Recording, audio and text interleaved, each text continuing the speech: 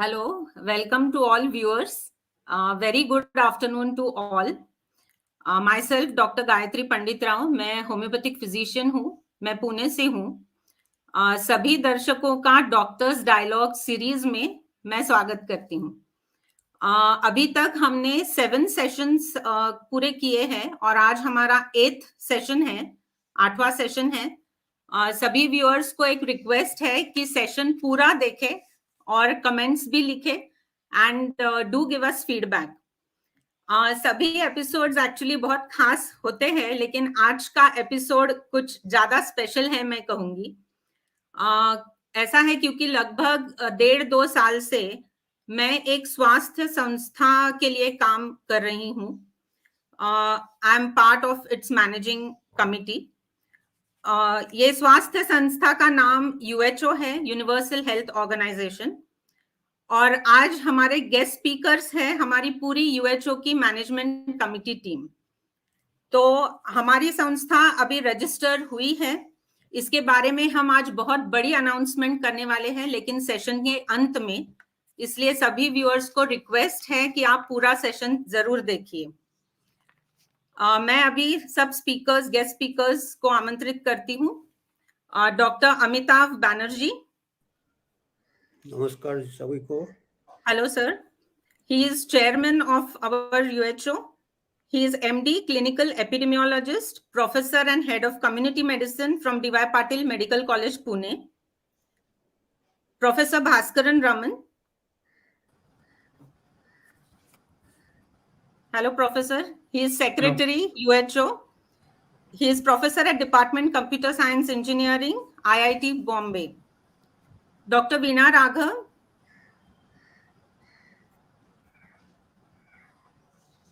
Hello, ma'am. She is treasurer of our UHO. She is MBBS. She has done her diploma in anesthesiology. She also practices clinical nutrition. She is from Bangalore. Dr. Arvind Kushwaha.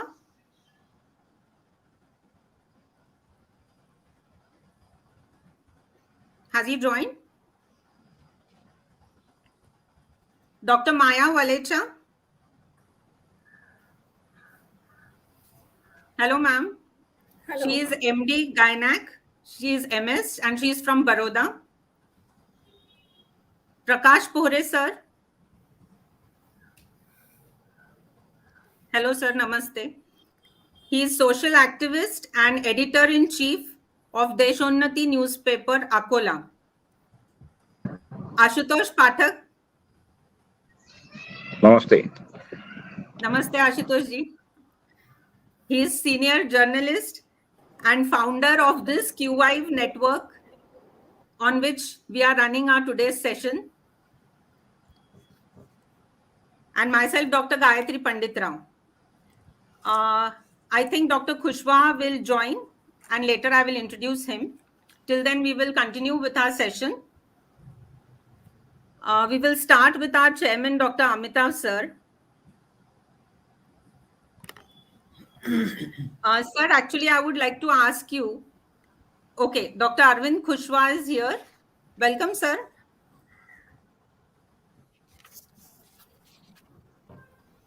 He is MD, Public Health Specialist.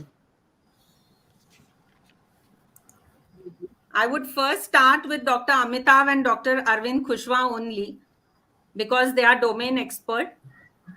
So, sir, actually, I would like to ask you, how was your experience of working in private institution, a medical institution, especially during pandemic period as field expert?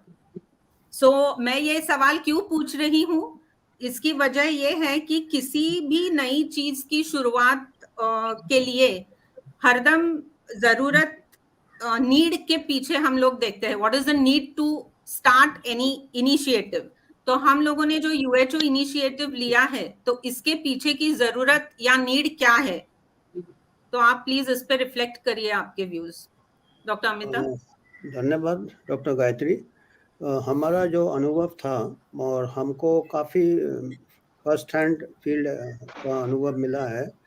और हमारा जो मैं college में जहाँ काम करता हूँ, हमारा डिपार्टमेंट ऑफ कम्युनिटी मेडिसिन, हमको पूरा जिम्मेदारी दिया गया था कि जो पिंपरी चिंचवड है म्युनिसिपल कॉरपोरेशन, 30 लाख का पॉपुलेशन है, वहाँ पे हमको कोविड कंट्रोल का टास्क दिया गया था। और मेरे को district Covid control task force में भी मेरे को नियुक्त किया गया था, one of the members.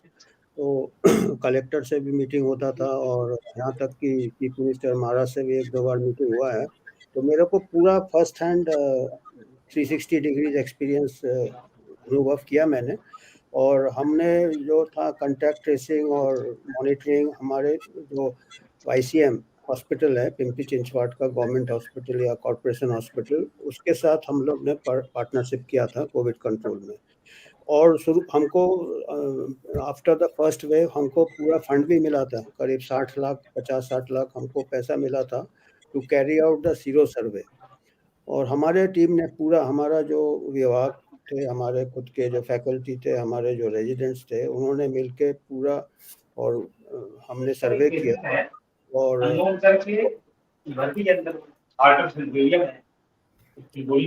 Can others mute? हमने जो सर्वे किया था, सर्वे जब ख़त्म हुआ था फर्स्ट वेव का एंड में, अक्टूबर में 2020 में जहाँ तक, तो हमारे पास रिजल्ट्स पूरे आ गए थे।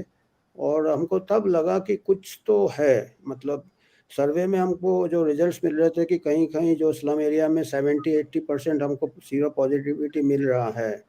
और जो गेटेड कम्युनिटीज़ थे, जो हाउसिंग सोसाइटीज़ थे, वहाँ पे कम थे आपका जो सीरो प्रिवेलेंस। इससे पता चलता है कि किन लोगों को हो गया है, किन लोगों को नहीं हुआ है। तो पहले वेव में ही इस्लाम एरिया में, जो कि धारावी में भी वही एक्सपीरियंस पाया गया था। जब फर्स्ट वेव के बाद हमारे जो इस्लाम एरिया थे, वहाँ 80% पिंपरी चिंचवड में भी वो ये हो गए थे, लोग संक्रामित हो गए थे। तो वो बिल्कुल उनको पूरा स्ट्रॉन्ग इम्यूनिटी आ गया था। और हम जब ये कलेक्टर, क्योंकि कलेक्टर ने हमको फंड दिया था, तो हम बिगर उसके कहने पे हम रिजल्ट्स को नहीं बता पा रहे थे। और हमको प्रेस भी हमारे पीछे पड़े थे, क्योंकि उन्होंने अनाउंस तो किया था कि हम सर्वे कर रहे हैं। हो सकता है कि शायद उन्होंने ऐसा उम्मीद नहीं रखा होगा कि इतना शायद फैल गया है संक्रमण, क्योंकि उस टाइम काफ़ी लॉकडाउन किया था, आपको मालूम है, काफ़ी रिस्ट्रिक्शन किया था। तो उनका ये अनुभव, उनका ये उम्मीद था कि हमने काफ़ी कंट्रोल कर लिया है। पर हमारे रिजल्ट्स उसके विपरीत आ रहे थे कि काफ़ी फैल गया था इन्फेक्शन। और ये एक्चुअली हमारे लेवल में नहीं हुआ है, ये नेशनल लेवल में भी हुआ है। नेशनल जो आईसीएमआर ने ऑल इंडिया सीरो सर्वे किया था, जो पहला सीरो सर्वे किया था, और उसमें जब रिजल्ट्स उन्होंने पब्लिश किए थे, तो कुछ रिजल्ट्स उन्होंने दबा दिए थे, ये बताने के लिए कि पूरा अभी फैला नहीं है, अभी पूरा देश अभी भी खतरे में है। और मेरे को याद है, या एक प्रेस स्टेटमेंट भी, डॉक्टर मुलियल जो थे, वो भी नेशनल सर्वे के वन ऑफ द रिसर्चर्स थे, वो आईसीएमआर के इसमें, उन्होंने एक स्टेटमेंट ऑफ डिसेंट भी किया था। और उन्होंने बोला था कि कई चीज़ें नहीं बताया जा रहा है, वो फिर बाद में उसको दबा दिया गया। तो हमारे इसमें भी क्या हो रहा था कि प्रेस वाले हमको पूछ रहे थे, times of India, Indian express, सब मेन स्ट्रीम न्यूज़पेपर्स के रिजल्ट क्या है, और हम बता नहीं पा रहे थे उनको रिजल्ट्स। फिर वो कलेक्टर को ये कर रहे थे। फिर क्या हुआ कि वो रिजल्ट लीक हो गया, क्योंकि हमने कलेक्टर को भेज दिया था, प्रिंटेड हार्ड कॉपी भी भेज दिया था। कलेक्टर ऑफिस से वो प्रेस वाले निकाल लेते हैं, और लीक हो गया, टाइम्स ऑफ इंडिया में रिजल्ट छप गया। और जब जिस दिन छपा, उसी दिन शाम को कलेक्टर ने इमरजेंसी प्रेस कॉन्फ्रेंस में बुलाया, उसमें हमको भी बुलाया। तो हम जो बात करते थे, तो कलेक्टर का ये कहना था कि जो ऊपर से जो गाइडलाइन आएगा, जो आईसीएमआर से आएगा, मिनिस्ट्री ऑफ हेल्थ से आएगा, उसी हिसाब से हम चलेंगे। तो तब हमको थोड़ा पता चला कि ये ट्रांसपेरेंसी नहीं है। आई मीन दैट कुछ इन्फॉर्मेशन इज बीइंग कंट्रोल्ड, जो कि साइंस के लिए ठीक नहीं है। और फिर भी जो हमारा दूसरा जो अनुभव था कि स्टार्टिंग से हम, मैं भी जो स्टेटमेंट देता था, या मैं जो एक न्यूज़पेपर था नेशनल हेरल्ड, उसने हमको कॉलम लिखने के लिए बोला है। तो उसमें मैं हर हफ्ते कॉलम लिखता था, और काफ़ी करेक्ट, मतलब जो ऑन द ग्राउंड सिचुएशन है वो लिखता था। तो वो मैं उसको मैं तारीफ़ करूँगा, क्योंकि कोई दूसरा न्यूज़पेपर, हमको इंडियन एक्सप्रेस ने हमको इनवाइट किया था कॉलम लिखने के लिए, हमने उनको कॉलम लिख के भेजा, फिर उन्होंने कहा हम ये कॉलम छाप नहीं सकते। तो बट एक न्यूज़पेपर था कि नेशनल हेरल्ड, उसने मेरे हर हफ्ते मेरे कॉलम तकरीबन आते थे, और जो एक्चुअल सिचुएशन है वही मैं लिखता था विद डेटा एंड फिगर्स, और वो कॉलम वो छापते थे। और उसी का कलेक्शन करके मैंने वो किताब भी उसी का कलेक्शन करके बनाया, कोविड पैंडेमिक थर्ड आई। और बैनर्जी साहब मैं एक सेकंड के लिए रोकूंगा। ऐसे कॉलम भारत में छापने का हिम्मत जिस पेपर में है उसको आपने भेजे नहीं। समझ रहा ये हूँ तो हम तो आपको मालूम है। Sir, we will come to that topic later. Sorry तब आपसे मुलाकात नहीं इट्स अ हुआ बिग था। टॉपिक। ये अभी जैसे मेरा वाइफ बोलेगा पहले आपका गर्लफ्रेंड था, अबे भाई तब आपसे मिले नहीं गर्लफ्रेंड, पुराने गर्लफ्रेंड से क्यों आप उसके ऊपर मेरी को उंगली उठा रहे हो। तो वो तो ये जो है, ये जो भी है, ये नेशनल हेराल्ड से क्या हो गया कि काफी प्रचलित हो गया वो। और हो सकता है अपोजिशन न्यूज़पेपर हो, हर चीज में पॉलिटिक्स तो थोड़ा बहुत है। तो जो भी है उससे क्या हुआ कि अभी बल्कि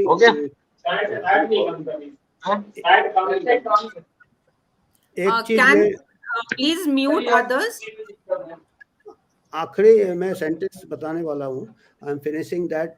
जो ऐसा है कि हमारा जो कंट्री का democracy I think is more vibrant than American democracy, क्योंकि हमें स्टार्टिंग से जो फैक्ट है वही बोलता था। और हमको किसी प्रकार से डिस्क्रिमिनेशन ना कॉलेज में मिला, ना इंस्टीट्यूशन में मिला, न ही टास्क फोर्स में मिला। यानी पूना डिस्ट्रिक्ट टास्क फोर्स में भी मेरा डिसेंटिंग वॉइस होता था, पर उन्होंने कभी मेरे को विक्टिमाइज नहीं किया, कभी मेरे को स्टिग्मेटाइज नहीं किया। यहाँ तक कि मैं एक प्लेटफॉर्म में बोला भी, नेशनल कॉन्फ्रेंस में बोला, जो चेयरपर्सन था he was one of the head of the task force, district task force, is a dean. उसने मेरी तारीफ की कि इनके हमेशा ये क्वेश्चन करते थे।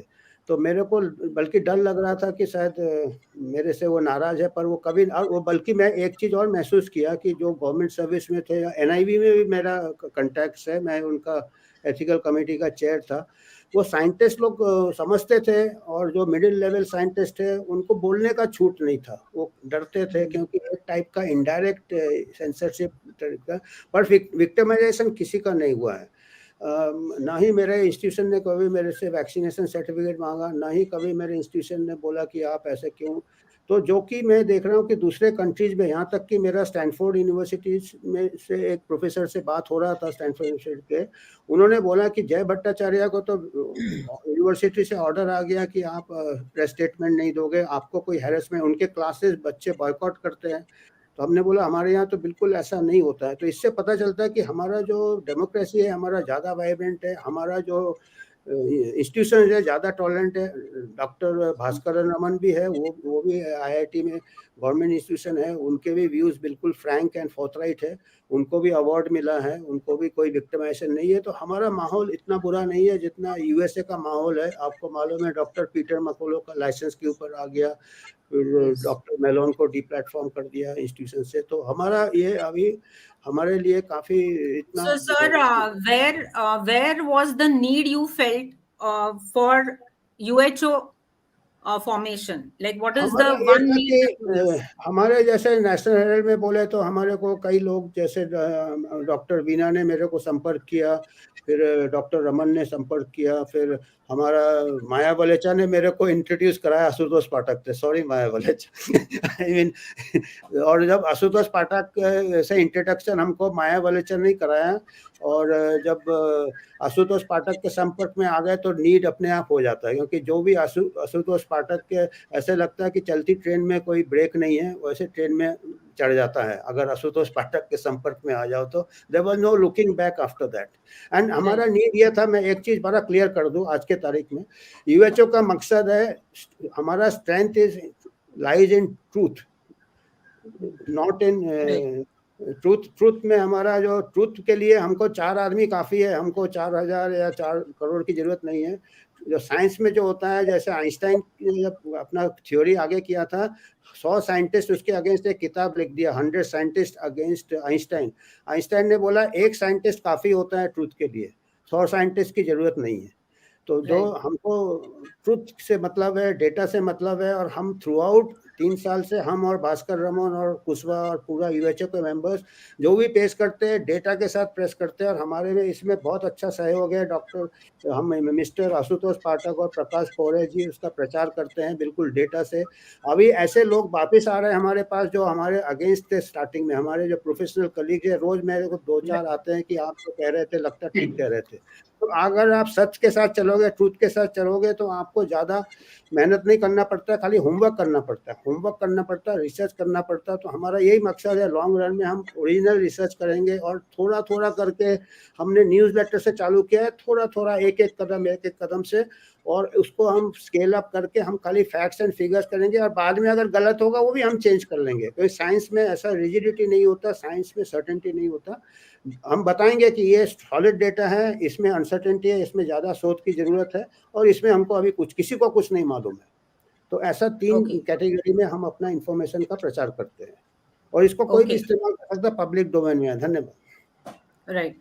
मैं सभी व्यूअर्स को सिर्फ एक चीज बता दूं कि हम स्क्रीन पे 8 जन हैं। Doctor Praveen Saxena is also part of managing committee because he is out of station and currently in a place where network issues are there. He could not join us today, but I will just introduce him for everyone. Dr. Praveen Saxena, he has done his MBBS, DMRD, FCMT.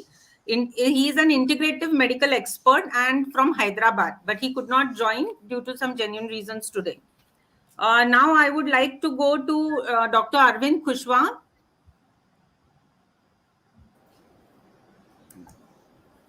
I think he has some network issues.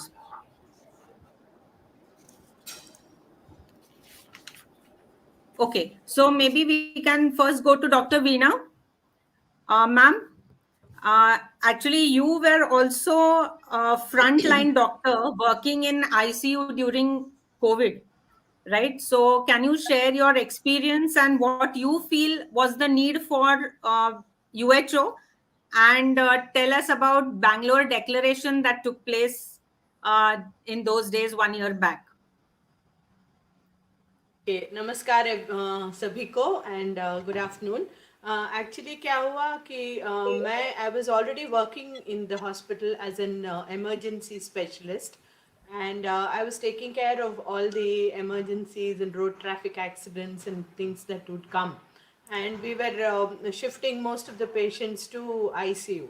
And उस बीच में suddenly this announcement came, that COVID-19 the thing is, I think somewhere in December 2019, I think. And then people started becoming very scared, and everybody were wearing double masks, and they were continuously, even to enter our own hospital premises, near the gate we had one sanitizer, then under out another sanitizer, then you had to wear the PPE kit.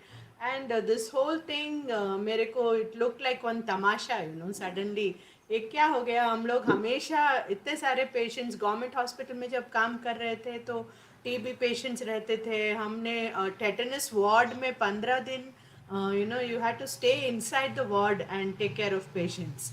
So वैसा सब हमने काम किया है। ये क्या इतना सारा so दाल में कुछ काला लगा। And then what happened, all the patients who were being refused by the physicians and everybody, we had another backdoor entry near the pharmacy, between the pharmacy and the emergency room. So जो main hall से enter नहीं हो सकता था, मैंने sister को बोल दिया आप इधर से बुलाओ, and I used to just call patients and see them and send them. But they used to insist कि you have to do the RT-PCR test for everybody. But I never used to wear anything, and I used to just see them, auscultate them, look into their throats and everything, and nothing happened to me. So I was wondering why this whole thing. बाद में from US, because my son is there, I got to know more information that this whole thing is a big farce and it's a total pharmaceutical mafia. Then when we started digging into this, by the time I realized we were having huge amounts of admissions, especially the elderly, and all the elderly were put in the ICU together, and then people used to just ma'am, can you just speak little bit in Hindi?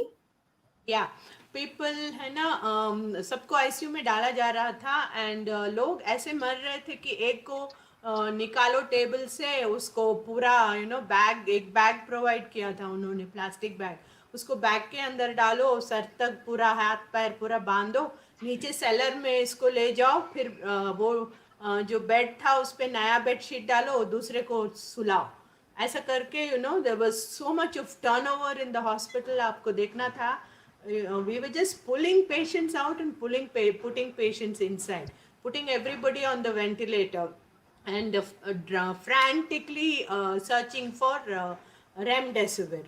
And remdesivir though was sold at 65,000 per vial, and people were trying to get it from Malaysia, from Singapore. They were trying to use all their influences to get remdesivir. And what happened is some of the elderly who were admitted, उनका diabetes था, BP था, heart का problem था, पर वो सभी background में चला जाता था। द मेन थिंग जो था ट्रीटमेंट, वो रेमडेसिविर एंड वेंटिलेटर और ये चल रहा था।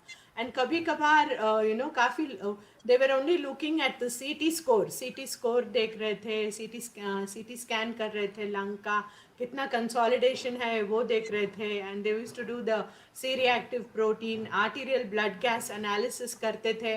पर अगर उसकी शुगर 600-500 हो तो उसको निग्लेक्ट कर देते थे, वो बॉदर ही नहीं करते थे। तो काफ़ी लोग कोविड होते हुए डायबिटीज से गए, कोविड होते हुए हार्ट की बीमारी से गए, कोविड होते हुए सुपर एडेड इन्फेक्शन होके निमोनिया से गए, बिकॉज आईसीयू को तो ना आईसीयू को फ्यूमिगेशन लगता था एंड ना साफ सफाई होती थी, बिकॉज आईसीयू में क्या है, सिर्फ क्यूबिकल्स रहते हैं, कर्टन्स रहते हैं, like between patients, and if you have 16 beds, all the 16 beds सभी साथ में ब्रीथ करते हैं अंदर, and the AC will be on and सबकी हवा सबको लग रही थी। So bacterial infection was a major problem. So बहुत सारे लोग निमोनिया से गए। पर देन जब भी पेशेंट बाहर जाता था, मेरे को ये रियलाइज हुआ कि कोविड डेथ ही प्रोनाउंस होता था, बिकॉज एवरीबडीज RT-PCR इन्वेरिएबली पॉजिटिव आता था एंड सबको कोविड डेथ लिख के हम भेज रहे थे। रेमडेसिविर देने से बहुत सारा किडनी शटडाउन हो रहा था, रीनल प्रॉब्लम्स हो रहे थे, उसको सब ओवरलुक किया जा रहा था, एंड ये सब we way, and then I was getting lot of info from the US, and then we decided कि नहीं, हम इंडिया में we have to fight, we have to get some like-minded people together. So the first person whom I met was also Maya, and I think Maya gave my number to Ashutosh, and Ashutosh sir called me, and then from there we started connecting, and then we thought, okay, at least let us get together and see each other's face and temperament so that we know किसके साथ हम काम कर रहे हैं, सच्ची में ये लोग जेन्युइन है। इनफैक्ट ये लोग भी मेरे को काफ़ी चेक कर रहे थे, दे वर थिंकिंग कि मैं कोई पॉलिटिकल स्टंट तो नहीं हूँ जो इनको बुला के फंसा दूंगी बैंगलोर में बोल के। They were also checking me and we were checking each other, and हम आके मिले तब पता चला कि सबका दिमाग एक ही तरह काम कर रहा है, and we are genuinely interested in bringing out the truth to the public को सच का पूरा सामने रखने की हमारी इच्छा थी। तो सब मिलके साथ में काम शुरू करें। And Meenakshi, you can share the pic to show that how everybody got together in Bangalore, where it all started or originated. Can we have that photo? Yes. So this was in Bangalore. The team got together. I joined this team a bit late, but I'm happy now to be part of it. Even I came across this team when in Pune I had conducted a doctors event to create awareness about all these issues, what ma'am and everyone here is talking about. तभी event की वजह से मेरी भी पहचान हुई इन सब से. Yes. Now I will ask Dr. Arvind Kushwaha sir that sir, you were in AIIMS, if I'm not wrong, AIIMS Nagpur during those days. So can you share that experience?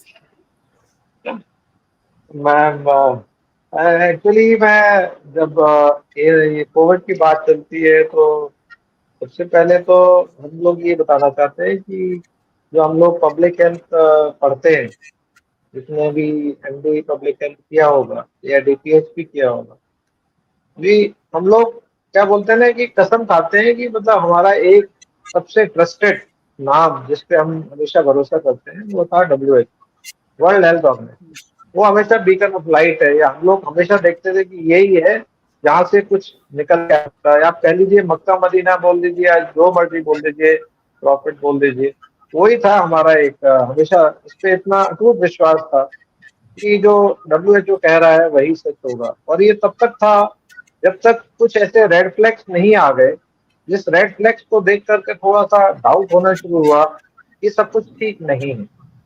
जैसे कि अ, जो अननेसेसरी टेस्टिंग, अननेसेसरी आइसोलेशन, जबरदस्ती quarantine और इतना restrictions लगाना, लोगों को उनके जो रिलेटिव्स हैं उनके फ्यूनरल में नहीं जाने देना, इस तरह से जब होने लगा, खासकर ऐसी बीमारी के लिए जिसका कि बहुत क्लियर हो चुका था जल्दी शुरुआत के दिनों में ही कि ये हेल्दी लोगों के लिए बहुत तकलीफ दे बीमारी नहीं है, जो बहुत कोमॉर्बिड है, मल्टीपल जिनकी और बीमारियां हैं, उनको ही ज्यादा तकलीफ दे रहा है, और बच्चे बिल्कुल इससे क्लियर बच रहे हैं। तो इसका मतलब ये कोई बहुत खतरनाक बीमारी ऐसा नहीं था, और ये काफी पहले साबित हो गया था। तो जब उसके लिए इतने स्ट्रिंजेंट मेजर्स उठाए गए जो एक्चुअली जरूरत नहीं थी, तो थोड़ा सा डाउट होना शुरू हुआ कि आखिर ये सब क्यों हो रहा है। फिर हो सकता है हम लोगों ने सोचा पैनिक है, कुछ है,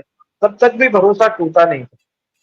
जबकि मैं इससे संतुष्ट नहीं था, और मैं उसमें काफी विरोध में भी था कि ये चीज ठीक नहीं है इतना ज्यादा रिस्ट्रिक्शन लगाना, क्योंकि सबसे पहली बात ये थी कि कम्युनिटी स्प्रेड जब हो जाता है या कम्युनिटी ट्रांसमिशन शुरू हो जाता है, तब किसी भी बीमारी को, खासकर रेस्पिरेटरी पैथोजेंस को, इस तरह से रोक पाना असंभव होता है, और सारे मेजर्स फेल होना लाजमी होता है। ऐसे टाइम में जब कम्युनिटी ट्रांसमिशन जो हिंदुस्तान में बहुत जल्दी हो गया था, जब मैं बॉम्बे की विजिट पर था, मुझे महाराष्ट्र का पब्लिक हेल्थ टीम का एडवाइजर बना के भेजा गया था, तो मैंने वहां जाकर के अपने, शायद मार्च का महीना रहा होगा मुझे याद है जहाँ तक, और उस मार्च 2020 में ही मुझे देखने लग गया था कि कम्युनिटी स्प्रेड के जो एविडेंस मिलने शुरू हो गए थे।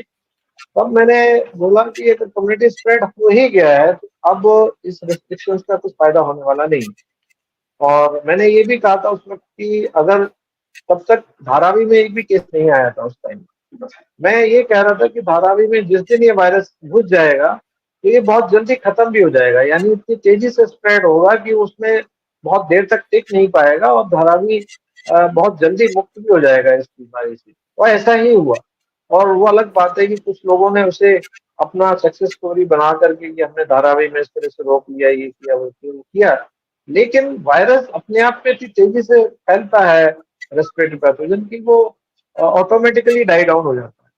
तो जैसा आपने देखा फर्स्ट वेव के बाद भी जहां जहां पे पॉकेट्स में था, क्योंकि यूनिफॉर्म ट्रांसमिशन नहीं होता पूरे देश के अंदर, तो इसके कारण वो फर्स्ट वेव के बाद काफी हद तक रुक गया था, और लोगों ने उसे शायद समझा कि लॉकडाउन के कारण रुक गया है या किसी रिस्ट्रिक्शन के कारण रुक गया है। तो ये भी एक जो है इंडिकेशन था कि सब कुछ जो चल रहा है या सब कुछ जो पब्लिश हो रहा है वो इतना ठीक नहीं है।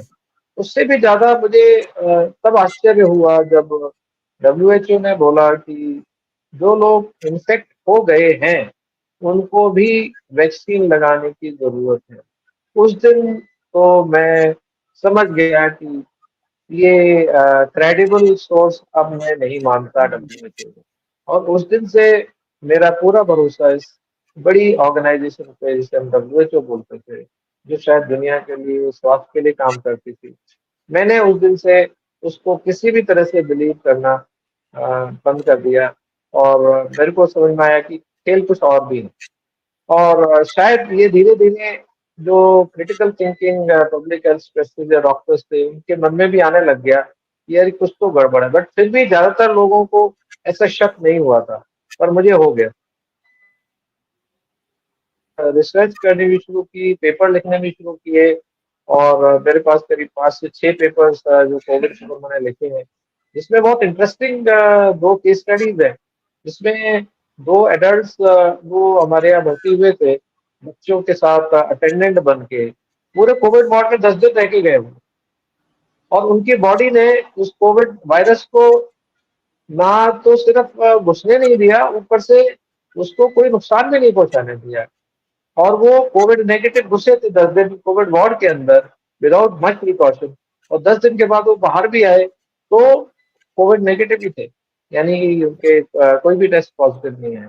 तो कहने का मतलब था कि जो बिल्ड किया गया था पूरा कि ये ट्रांसमिशन, एसिम्प्टोमेटिक ट्रांसमिशन जैसी बातें जो बिल्ड की गई थी, वो मेरे ख्याल से काफी हद तक अनसाइंटिफिक रही होंगी, और शायद है भी। तो ये जो चीजें हैं, एसिम्प्टोमेटिक टेस्टिंग, एसिम्प्टोमेटिक ट्रांसमिशन, फिर वैक्सीन लगाना जिसको ऑलरेडी कोविड हो गया हो, इन सब चीजों को देखते हुए मैं बिल्कुल इसी से एक तरह से कह लीजिए निराश हो चुका था कि कोई WHO इसमें कुछ बहुत अच्छा काम कर रही है। तब हमारी बातचीत चल रही थी तो डॉक्टर बनर्जी, आशुतोष जी और इन सब लोगों से, तब हम लोगों ने कहा कि यार कुछ तो ऐसा होना चाहिए जहाँ पे साइंस पहले आए, और बजाय इसके कि डॉगमा और जिसमें कि कहा जाए कि हम जो बोले वो सही बाकी सब गलत, ऐसा जो है WHO का जो स्टैंड था, और वैसा ही फॉलो भी किया सारी दुनिया की बाकी जो हेल्थ एजेंसीज थी, चाहे CDC हो, चाहे CDC यूरोप हो, या UK का NHS हो, या हमारे यहाँ ICMR हो, सबने वही फॉलो किया जो WHO का था। वो अलग बात है कि काफी जल्दी इंडिया के जो टॉप एजेंसीज थी उनको धीरे धीरे ये अंदाजा हो गया था कि all is not well as far as WHO is concern. वो अलग बात है कि उन्होंने खुल करके इस बात का कभी विरोध नहीं किया या खुल करके इसके ऊपर बोला नहीं। तो खैर ये सब चीजें हुई, और तब आप सब लोगों से मुलाकात हुई, और मैंने इस दौरान टेली मेडिसिन के थ्रू या कह लीजिए सिर्फ मोबाइल के थ्रू काफी लोगों को इस बीमारी से ट्रीट भी किया। और मैं आपको बताना चाहता हूँ कि not a single mortality in many age groups, not a single mortality in my experience. इसमें काफी बुजुर्ग लोग भी थे और काफी वो भी थे उसके बावजूद भी। यस, एक दो लोग जो जिनकी मोर्टेलिटी हुई वो लोग थे जो शायद मेरे कहने के अनुसार नहीं चल पाए, और शायद उनको डर था कि कहीं ये गलत रास्ते पे तो नहीं ले जा रहा है, उन्होंने शायद मेरा वो फॉलो नहीं किया, और उसके कारण उनको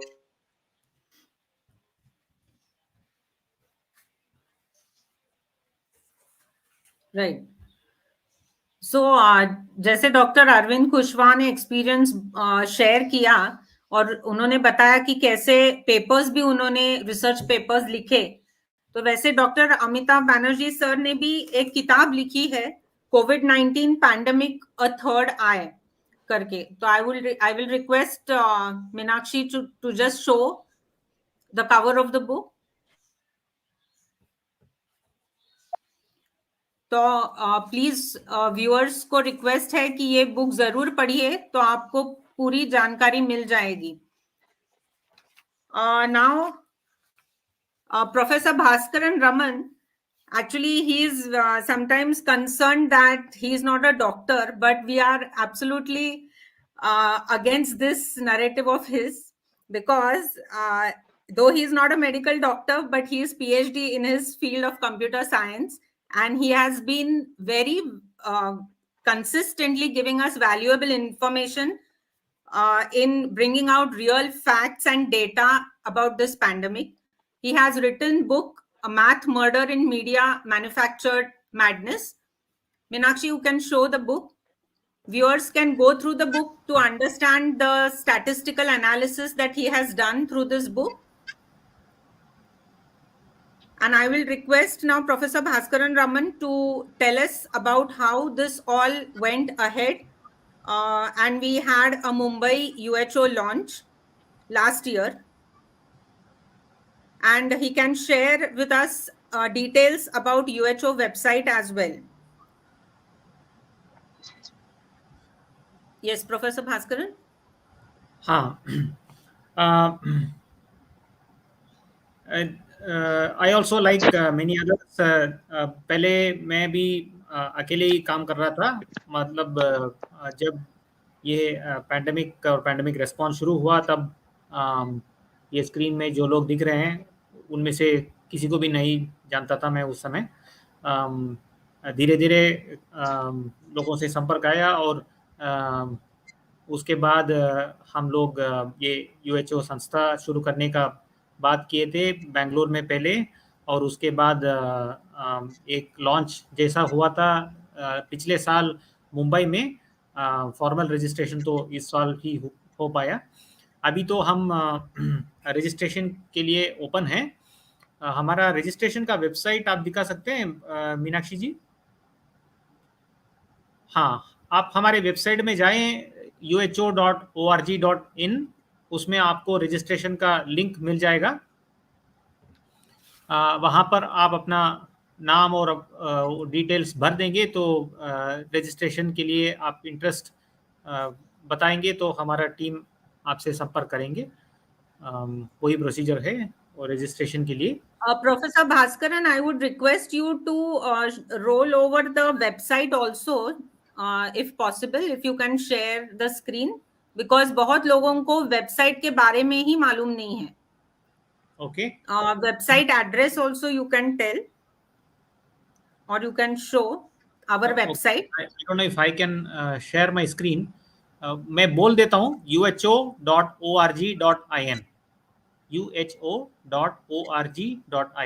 यही है वेबसाइट। हाँ, yes. मीनाक्षी जी दिखा रही हैं। यही हमारा वेबसाइट है। हमारा एक इनिशिएटिव है लॉकडाउन और कोविड रिस्पांस म्यूजियम करके।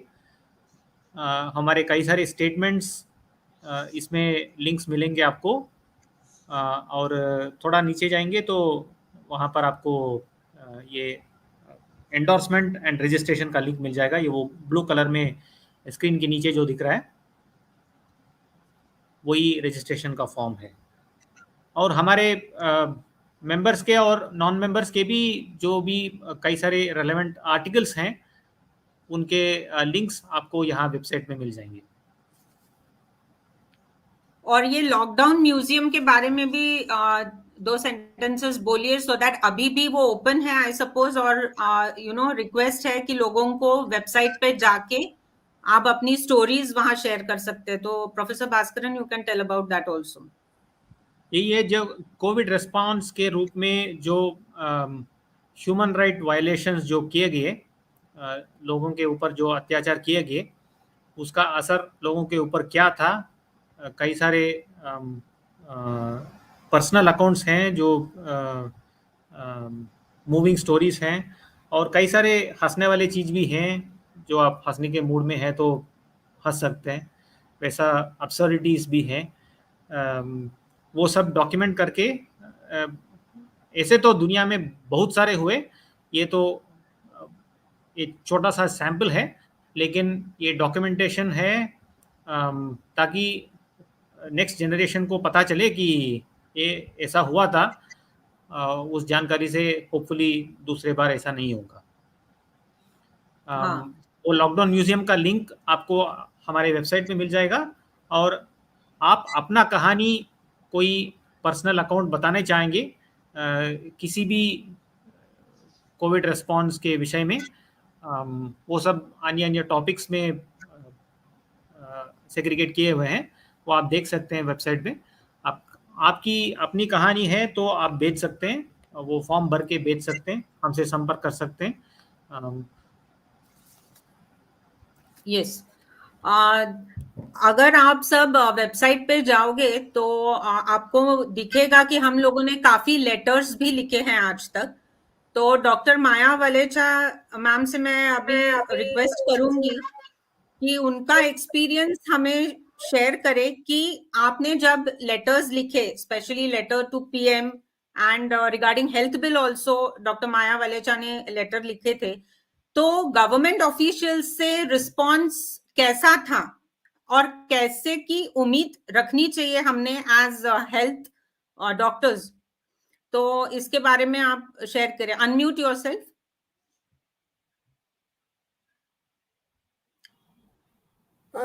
नमस्कार। मैं एक्चुअली जब डॉक्टर बनर्जी बोल रहे थे तब ये बोलना चाहती थी कि नेशनल हेराल्ड में पढ़ के ही मैं आपके संपर्क में आई। मैंने पुणे में सर्च किया कि ये है कहाँ, और फिर आपको ढूंढ निकाला। तो इस तरह से हम सब लोगों ने, मतलब कुछ पता नहीं था कि कौन कहाँ है, और हम लोगों ने एक दूसरे से मिलने की। तो ये थोड़ा मैं आपके सवाल से बढ़कर इसलिए बोल रही हूँ कि लॉकडाउन के चौथे दिन से पता चलने लगा था कि कुछ तो है, ये कोई इतनी बड़ी बीमारी लग नहीं रही है। और संयोगवश सोशल मीडिया की मेहरबानी से मुझे दुनिया के जो सबसे बड़े एपिडेमियोलॉजिस्ट और वायरोलॉजिस्ट, इम्यूनोलॉजिस्ट, उन्होंने मिलके एक स्टेटमेंट दिया था, पहले 10 और फिर 12, और वो द बेस्ट, बिफोर कोविड उनको बेस्ट माना गया था, आफ्टर कोविड तो उनको बहुत कुछ गालियां मिली कि भाई ये कोई इतनी बड़ी बीमारी है नहीं, इसके लिए इतना बड़ा रिस्पॉन्स देने की जरूरत नहीं। और दूसरी बात, मेरा जो सालों का एक्सपीरियंस रहा है कि अथॉरिटीज तो पैसे, कि WHO का पैसा कहाँ से आता है, उसकी खोज शुरू की, तब पता चला कि हाँ, दाल में कहाँ काला है। तो तब से जो शुरू किया 6 महीने में तो हमने लोगों के बीच जाकर पत्रिकाएं बांटना शुरू कर दिया था कि ये कुछ ज्यादा ही हो रहा है, इतने की कोई जरूरत नहीं है। और जैसा कि डॉक्टर बनर्जी बोल रहे हैं, लोकल प्रेस बहुत, हमें लोकल प्रेस बोलो या पुलिस बोलो, सबको ठीक लग रही थी बात, तो वो भी काफी सहकार देते थे। हमारे वीडियो आती थी लोकल टीवी पर, न्यूज़पेपर में भी आता था, तो शुरू में ये बहुत अच्छा रहा। बाद में जैसे जैसे सोशल मीडिया से ही पूरे देश में कहाँ कहाँ लोग काम कर रहे हैं वो पता चला, उसके बाद ये सबने मिलके, मैं ये नहीं कहूंगी कि मैंने शुरुआत जरूर की होगी, मगर सबने मिलके फिर सोचा कि पहला खत प्राइम मिनिस्टर को लिखते हैं कि ये सब जो हो रहा है ठीक नहीं है, इतना बड़ा रिस्पांस देने की जरूरत नहीं है। तो पहला खत हमने रोल आउट के अगेंस्ट लिखा था कि हमारे देश में जो, जैसे सीरो सर्वे का बता रहे हैं कि सीरो सर्वे में आ गया है कि सब में इम्यूनिटी तो आ गई है, जब इम्यूनिटी आ गई है तो आगे कुछ करने की जरूरत ही नहीं है। तो ये खत, और उसमें भी 100 से ज्यादा डॉक्टर्स ने साइन करके ये खत प्राइम मिनिस्टर को भेजा था। उसके बाद का खत उसी तरह बच्चों में भी, क्योंकि बच्चों का भी सीरो सर्वे आ गया था कि उनको भी, और बच्चों को तो वैसे भी हॉस्पिटलाइजेशन भी कुछ भी हो नहीं रहा था, तो उसके लिए भी हमने प्राइम मिनिस्टर को खत लिखा, उसमें 1000 से ज्यादा लोगों की साइन थी। तीसरा खत लिखा था कि अच्छा चलो भाई, सबको अब इंजेक्शन दे ही दिया है तो उसकी कोई एडवर्स इफेक्ट, मतलब विपरीत असर अगर आ रही है तो उसको जाके हम कहाँ बोले, उसके लिए एक पूरा तंत्र बनाओ, ठीक से व्यवस्था बनाओ, तो उसके लिए खत लिखा था। चौथा खत प्राइम मिनिस्टर को, ये हेल्थ बिल का आप बोलते हैं, उसके साथ ही WHO ट्रीटी, दोनों साथ में, क्योंकि दोनों साथ ही है। हेल्थ बिल इसलिए आ रहा है कि WHO के साथ ट्रीटी हो रही है, और हमारे जैसे WHO के हर न्यूज़लेटर में एक सेंटेंस आता ही है कि WHO के ट्रीटी अगर पास हुई तो ये वर्ल्ड डिक्टेटरशिप हमारे पर आने वाली है। क्योंकि ये हमारा निजी सवाल है कि हमारे देश की हेल्थ का हमको ज्यादा पता है। तो ये खत लिखे थे। अब मैं अपना एक्सपीरियंस बताऊं कि जब खत लिखे तब भी थोड़ा तो पता था कि कोई सुनने वाला नहीं है। आज तक प्राइम मिनिस्टर के ऑफिस से एक जवाब नहीं मिला है। जो एक्नॉलेजमेंट आती थी उसमें आता था कि इस सेक्रेटरी का फोन नंबर और ईमेल, वहां आप संपर्क कर सकते हो। वह फोन कभी कोई उठाता नहीं था। आप पूरा दिन बैठे रहो तो भी नहीं उठाएगा कोई, और वो ईमेल करो तो उसका भी कोई जवाब नहीं देता है। तो ये हुई हमारी मगर हमारा मकसद ये था कि हम जो बोल रहे हैं ये सब बातें, हम समझ लो कहीं टीवी पर बोल रहे हैं, कहीं पत्रिका में बोल रहे हैं, कहीं पर भी कह रहे हैं, मीटिंग्स लेकर बोल रहे हैं, कहीं रिकॉर्डिंग हो रहा हो, कि हम पूरी जिम्मेदारी से ये करें। हम लिखकर प्राइम मिनिस्टर को भेज रहे हैं कि हम जो कह, तो हमारी एक जिम्मेदारी हम दिखा रहे थे कि हम जो बोल रहे हैं वो ऑथेंटिक है। ऐसा नहीं है कि बस कहीं भी गए और बोले और वापस आ गए। हम लिखकर एक अथॉरिटी को दे रहे हैं, ठीक है। तो ये एक मकसद था। पूरा एक डेटा से लेकर पूरा साइंटिफिक एक्सप्लेनेशन सब इकट्ठा करके एक अगर डॉक्यूमेंट रहे जिसमें से आप कभी भी कुछ भी रिफर करके कोट कर सकते हो, ये भी एक मकसद था। तीसरा ये था कि भविष्य में कभी भी कोई भी कानूनी जगह पर भी ये यूज, इंडियन बार एसोसिएशन ने फिर इसको एंडोर्स करके भेजा था आगे कि भाई आप हर प्राइम मिनिस्टर हो तो भी उनकी एक जिम्मेदारी बनती है कि आपको जब इतने सारे डॉक्टर्स ने लिख के भेजा था, डॉक्टर्स थे, फिर तो नॉन डॉक्टर्स सब, यूएचओ में भी बता दे डॉक्टर्स नॉन डॉक्टर्स सभी हुए। अभी भी आप देख रहे हैं हमारे बीच 3 नॉन डॉक्टर्स है, सभी यूएचओ के लिए काम कर रहे हैं। तो इस खत में भी सब इतने लोग अगर आपको बोल रहे थे तो आपने क्यों ध्यान नहीं दिया? पब्लिक हित में, जनता के हित में आपको इनकी सुननी चाहिए, ये भविष्य में काम आ सके, वो भी एक था। द ओनली लेटर अभी यूएचओ की तरफ के एचपीवी वैक्सीन के बारे में हेल्थ मिनिस्टर को लिखा, उसका हमको जो जवाब मिला उसको आप जवाब नहीं बोल सकते। सेक्रेटरी ने लिख के हमने सब डेटा दिया कि देखो इतने इसकी साइड इफेक्ट्स आते हैं, ये इतने परसेंटेज वाइज के इतने लोगों में हो रहा है, कम हो रहा है, 30 साल में बहुत कम हो गया है, इसके रीजंस ये अलग है सब। उसका कोई जवाब नहीं। ये देश में भी एचपीवी वैक्सीन दे रहे हैं, ये देश में भी दे रहे हैं, वो देश में भी दे रहे हैं, और हमारे देश के भी एक्सपर्ट की सलाह लेकर ही हम ये कर रहे हैं। अरे भाई हमने जो आपको लिख के भेजा है कि इसका जवाब दो, वो नहीं देते हैं।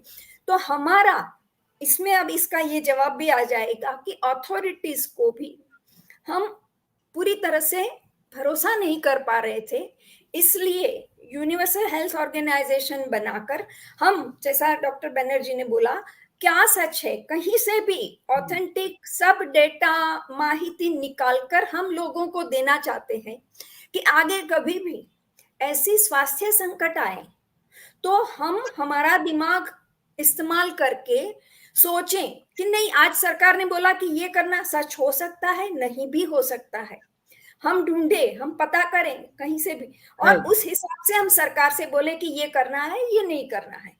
तो ये सच को बाहर लाने की मुहिम में ये भी सब एक पार्ट ही था। करेक्ट।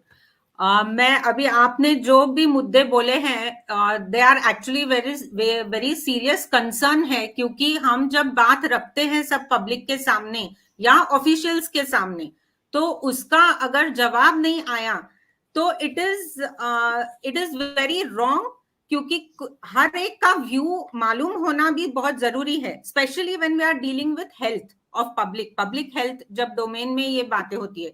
मैं एक्चुअली अभी आशुतोष पाठक जी की तरफ जाऊंगी, because this is very related to what he is into. Ashutosh Pathak ji, मैं मेरा एक्सपीरियंस आपके साथ शेयर करती हूँ। मैं अभी होम्योपैथी डॉक्टर हूँ, और हाल ही में WHO के साथ Ayush department ministry has join hands with WHO। Gujarat Jamnagar में बहुत बड़े पैमाने पे ये हुआ लास्ट मंथ। तो हमने खत लिखा आयुष को, सब डॉक्टर्स ने मिलके, Ayurvedic doctors, homeopathy doctors, naturopathy, even allopathy doctors ने भी वो खत में शामिल हुए एज अ कंसर्न सिटीजन। तो हमने जब एक खत लिखा तो 1 वीक हमने ड्राइव मुहिम चलाई, लेटर को साइन करने का कैंपेन, लेकिन वो गूगल ड्राइव पर से आयुष का हमारा लेटर निकाल दिया गया। सो ये जो सेंसरशिप है, ये आज बहुत बड़ा एक इशू हो गया है। तो आशुतोष पाठक जी, मैं आपसे रिक्वेस्ट करती हूँ कि आप सोशल मीडिया से ताल्लुक रखते हैं, you are into this field in so many years, you have been a journalist, so health sector में ट्रू जर्नलिज्म एंड सेंसरशिप का क्या महत्व है, आप प्लीज बताइए मुझे, and of course to all viewers also. आपने हमको सीमित कर दिया सिर्फ कि सेंसरशिप पर मैं बोलूं। असल में जो बोल सकते हैं, लेकिन फर्स्ट क्वेश्चन इज दिस। आपका जो विषय है, एक तो पहले आपको बहुत बहुत बधाई कि इतने दिनों बाद आपने सभी वर्किंग कमेटी के मेंबर्स को एक साथ लाया और लाइव पे आज हम दर्शकों से जुड़े हुए हैं। तो आपको बहुत बहुत शुभकामना, बधाई आपको कि सारे वर्किंग कमेटी के लोग, हम लोग मीटिंग तो करते रहते हैं लेकिन पब्लिक के बीच में कम आते हैं, आज आए हैं बहुत दिनों बाद, तो आपको विशेष बधाई। देखिए, मेरे लिए जो ये पूरा 3 साल का जो समय था, वो सिर्फ एक घटना हो गई पूरी दुनिया में और उससे पूरी दुनिया के लोग प्रभावित थे, बस इतना भर नहीं था। मेरे 25 साल के करियर में, पत्रकारिता के करियर में मेरी आंखें खुल गई। और जैसा कि यहाँ सारे लोग बैठे हैं, सारे डोमेन एक्सपर्ट्स हैं, अपने अपने क्षेत्र के माहिर लोग हैं। जर्नलिस्ट अपने विधा में तो बहुत माहिर होता है, लेकिन वो मास्टर ऑफ नन है, वो जैक ऑफ ऑल ट्रेड होता है। इस 3 साल के जो पाप ने ऐसी आंखें खोल दी, ये मामला सिर्फ हेल्थ केयर तक नहीं था, ये सिर्फ सेंसरशिप तक नहीं था। आप हैरान हो जाएंगे कि जब हम लोगों ने रिसर्च करना शुरू किया तो ये जानकारी मिली कि ये फेडरल बैंक क्या होता है, ये बैंक ऑफ इंटरनेशनल रिसेटलमेंट क्या होता है, ये सिटी ऑफ लंदन के बारे में पता चला कि लंदन के अंदर एक सिटी ऑफ लंदन है। फिर कुछ फैमिलीज के बारे में पता चला कि ये फैमिलीज कैसे कंट्रोल करते हैं। और फिर ये पता चला कि ये जो बाजार है, बिजनेस है, उसका क्या मतलब है, ये पॉलिटिक्स का क्या मतलब है, देश क्या है, देश को चलाता कौन है, पॉलिटिकल पार्टियां क्या काम करती हैं, और ये जो बड़े बड़े कॉरपोरेट हैं, इसका क्या महत्व है। ये सब मैं ईमानदारी से स्वीकार करता हूं कि पिछले 20 वर्षों में तो मुझे कुछ मालूम नहीं था, 21-22 वर्षों में, लेकिन ये पिछले 3 वर्षों में ये सब पता चल गया। और आज अब मुझे ऐसा लगता है कि मैं जब किसी भी पत्रकार बंधु को देखता हूं तो मैं ये शब्द का इस्तेमाल करना चाहता हूं, हालांकि ये अमर्यादित होगा और संसदीय होगा, लेकिन करना बहुत जरूरी है, बिल्कुल जरूरी है, क्योंकि अगर नहीं करेंगे तो वो उस शब्द के प्रति न्याय नहीं होगा। उसको इडियट कह सकते हैं, अंग्रेजी का मैंने शब्द यूज किया इसीलिए। तो अब ऐसा लगता है कि इडियट आ गया है। मैं जब किसी पत्रकार से मिलता हूं मुझे लगता है ये इडियट आ गया है, ये कोई सुपरफिशियल बात करेगा, मोदी जी यहाँ जा रहे हैं, राहुल जी यहाँ जा रहे हैं, आज रिजर्व बैंक ने ये घोषणा कर दी है ना, आज अंबानी जी ने वहां प्रोजेक्ट लगा दिया, उन्होंने यहाँ प्रोजेक्ट लगा दिया, ये रिजर्वेशन आ गया, ये मंदिर का उद्घाटन हो गया। तो this all issues have become superficial for me, क्योंकि असली इश्यूज हमको पता चल गया। उसके नेपथ्य में जाने का जो बहाना मिला वो ये महामारी था। मैं तो इस महामारी को, अक्सर हमारे प्रकाश जी बोलते रहते हैं कि मैं कोरोना का मंदिर बनाऊंगा, और वाकई में कोरोना का मंदिर बनाने लायक है। इसलिए मैं इस पूरे 3 साल की घटना को इस रूप में मानता हूं। अब आइए आपके इस यूएचओ के बाद फिर मैं सेंसरशिप का भी मैं जवाब दूंगा आपको। यूएचओ का जो निर्माण हुआ वो बड़ा अद्भुत था। एक इंटरव्यू में मैं, अच्छा ये हमारे जितने डॉक्टर्स हैं, ये बात सही है कि सबसे पहली मुलाकात अभी जो यहाँ सारे लोग हैं उसमें डॉक्टर माया बलेचा से मेरी हुई, लेकिन डॉक्टर माया बलेचा से मुझे किसने कनेक्ट किया, और डॉक्टर ललित आनंदे थे। और डॉक्टर ललित आनंदे मुझे, मैं उनसे लगभग 10 वर्ष पहले से मैं उन्हें जानता हूँ। वो जब पहली बार दिल्ली आए थे मेरे साथ, वो उस वक्त के हेल्थ मिनिस्टर से मिलने गए थे, मैं और डॉक्टर ललित आनंदे मिलने गए। उस वक्त डॉक्टर हर्षवर्धन से मिलने के लिए गए, वो हेल्थ मिनिस्टर थे। उन्होंने अपना प्रेजेंटेशन दिया कि ट्यूबरकुलोसिस को कैसे आप इरेडिकेट करेंगे, क्योंकि वो एक मेडिकल हॉस्पिटल में मुंबई में वो सुपरिटेंडेंट थे। और उन्होंने कहा कि साहब ये जो एंटीबायोटिक्स है इसका कोई इम्पैक्ट नहीं हो रहा है, ये टीबी ऐसे इरेडिकेट नहीं होगा। और फिर उन्होंने अपनी बात बताई कि कैसे आप सैंक्चुरी बनाएं, कैसे आप लोगों को ऑल्टरनेटिव मेडिसिन की तरफ ले जाएं, संजीवनी की तलाश करें। इस सब तरह से हमारी उनसे पहले से मुलाकात थी। वो इस दौरान हमसे मिले, फिर कुछ बीमारी हुई तो हमने उनसे संपर्क किया कि इसको कैसे ठीक करें। तो उन्होंने बताया कि ये सब लीजिए, ये सब लीजिए, ये सब काम करना शुरू कीजिए। फिर मैंने कहा कि साहब ये तो बहुत गड़बड़ हो रहा है। उन्होंने फिर अवेकन इंडिया मूवमेंट के लोगों से मेरी मुलाकात करवाई। फिर अवेकन इंडिया मूवमेंट से डॉक्टर माया बलेचा जुड़ी थी, फिर इनसे संपर्क हुआ। इन्होंने मुझे डॉक्टर अमिताभ बनर्जी का नंबर दिया, और फिर इन्होंने ही मुझे डॉक्टर वीना राघव का नंबर दिया। फिर अरविंद कुशवाहा जी से संपर्क हुआ, फिर डॉक्टर रमन भास्कर से संपर्क हुआ। लेकिन जो यूएचओ वर्ड है, ये मैं एक दिन बात कर रहा था पीटर मिकॉला से, और मैंने पीटर मिकॉला के कहा कि साहब ये जो WHO है ये बड़ा गड़बड़ कर रहा है। उन्होंने कहा कि ये सबसे बड़ा क्रिमिनल है। तो हमने कहा कि तो क्या करना चाहिए? तो बोला कि आप लोगों को करना चाहिए, और ईस्ट ही जो है सो मार्ग दिखाएगा, रोशनी दिखाएगा। तो मैंने कहा कि कुछ होना चाहिए। और मैं ये फेंटेसाइज कर रहा था पूरी तरह से, ये सपना था। मैंने कहा कि क्यों नहीं WHO की बजाय कुछ यूनिवर्सल कुछ किया जाए। कहा हाँ बिल्कुल कर सकते हैं आप। मैंने फोन उनका पीटर मैकॉले से डिस्कनेक्ट किया और डॉक्टर अमिताभ बनर्जी को फोन किया। तो डॉक्टर अमिताभ बनर्जी ने कहा मुस्कुराते हुए, बहुत बहुत अच्छी बात है, बहुत बढ़िया सोच रहे हैं आप, लेकिन ये बड़ा सपना है। तो हमने कहा देखना चाहिए कि नहीं देखना चाहिए? डॉक्टर अमिताभ बनर्जी ने कहा कि बिल्कुल देखना चाहिए, क्यों नहीं देखना चाहिए? हमने कहा कि इस पर विचार करें हम लोग। तो बोला कि इन्होंने कहा बिल्कुल विचार कीजिए। मतलब जो पहला रिसीव था हमारे कॉल का, वो इतना पॉजिटिव था, वो इतना एनर्जेटिक था। अदरवाइज अगर डॉक्टर बनर्जी कहते हैं कैसी बात करते हैं आशुतोष जी, बेवकूफी वाली बात करते हैं, आपको पता नहीं है WHO क्या है, अगर वो एक शब्द भी बोल दिए होते तो मैं निराश हो गया होता। लेकिन इन्होंने जिस तरह से रिसीव किया मेरे कॉल को और जिस ऊर्जा से इन्होंने मुझे हौसला दिया, मैं बहुत हौसला में इनसे डिस्कनेक्ट करके दूसरा कॉल डॉक्टर अरविंद कुशवाहा को लगाया। अरविंद कुशवाहा ने कमाल कर दिया। जैसे कहते हैं ना कि आप वॉलीबॉल खेलते जाते हैं, गेंद बनाते जाते हैं, तो मैंने उनको गेंद बनाया, उन्होंने मारा, ऐसा स्मैश की गोल हो गया। मैंने कहा कि साहब अभी डॉक्टर बनर्जी से बात हो रही थी इस मुद्दे पे और डॉक्टर पीटर मैकॉले से मेरी बात हुई है, क्या ऐसा हो सकता है? बोला आशुतोष जी सबसे बड़ी आवश्यकता है इसकी, और अपने को कमजोर मत समझिए। ये उनका लाइन था, वर्बेटम में बोल रहा हूं, अपने को कमजोर मत समझिए, हम सब लोग मिल करके ऐसा काम कर सकते थे। That was the word of doctor Arvind Kushwaha. उसके बाद मैंने डॉक्टर वीना से बात किया, डॉक्टर माया से बात किया, सबने इतना जबरदस्त रिस्पांस किया कि वर्णन नहीं है।